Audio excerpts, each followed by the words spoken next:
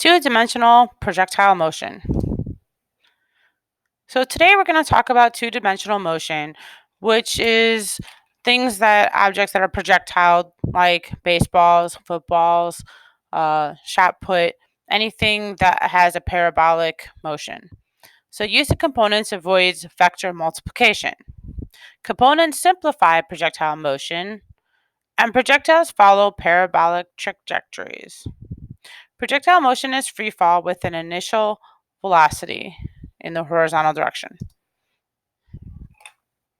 So vertical motion for a projectile that falls from rest uses these following equations. So velocity in the y direction final is equal to the acceleration in the y direction, which is usually the acceleration due to gravity, or g, times delta t. Or velocity squared in the y direction final is equal to 2 times the acceleration in the y direction times delta y, or delta y is equal to 1/2 times the acceleration in the y direction times delta t squared.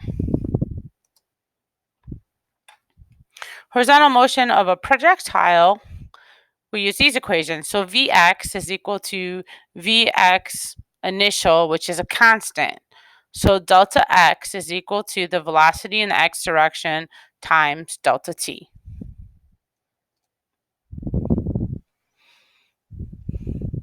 All right, well, let's see how this works. So, for example, a baseball rolls off a 0.70 meter high desk and strikes the floor 0.025 meters away from the base of the desk. How fast was the ball rolling? Well, let's look at our givens. Our givens, y is equal to 0.70 meters, x is equal to 0.25 meters, and acceleration in the y direction is 9.8 meters per second squared.